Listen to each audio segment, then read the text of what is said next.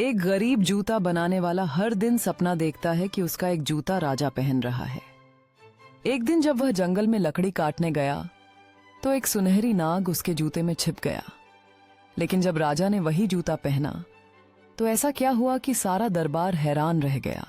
राजा ने जूते को पहना और अचानक आसपास का माहौल बदल गया। दरबार में सभी लोग हैरान थे और आश्चर्य से देखने लगे जैसे कोई जादू हो रहा हो। जूता न केवल सुंदर था बल्कि उसमें एक रहस्य भी छिपा था जो सबको मंत्रमुग्ध कर दिया।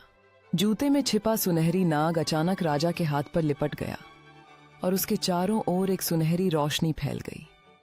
दरबारी आपस में फुसफुसाने लगे जैसे कोई अद्भुत चमत्कार हो रहा हो।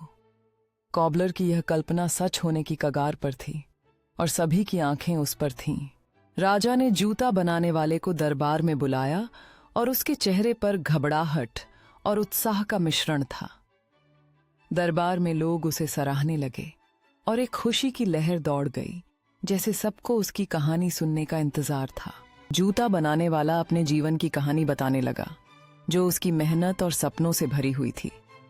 लोग ध्यान से उसकी बातें सुन रहे थे, जैसे वह एक बड़ा रहस्य साझा कर रहा हो, और नाग उस सिपाही के चारों ओर खेल रहा था, जैसे वह भी उसकी कहानी का हिस्सा हो। राजा ने विचार में सिर हिलाया।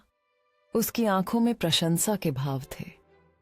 कॉबलर की कहानी ने दरबार में सभी को छू लिया और कई दरबारी आंसू पोंछते हुए एक नई प्रेरणा महसूस कर रहे थे। यह एक सच्ची कहानी थी जो दिखाती थी कि सपने और मेहनत कभी बेकार नहीं जाते। राजा अपने सिंहासन से उठकर जूता बनाने वाले की ओर बढ़ा, उसके हाथ को आत्मीयता से थामते हुए।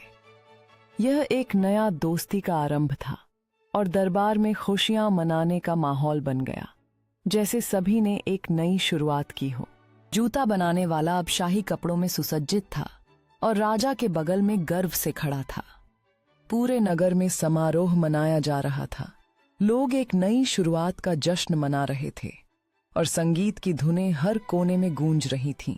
जूता बनाने वाला लोगों को आत्मविश्वास से संबोधित कर रहा था, अपनी यात्रा साझा करते हुए, और सभी को अपने सपने पूरे करने के लिए प्रेरित कर रहा था। बच्चे ध्यान से सुन रहे थे, जबकि भीड़ के चेहरे आशा और प्रेरणा से भरे हुए थे, जैसे आसमान से रंगीन कन्फेटी गिर रही हो।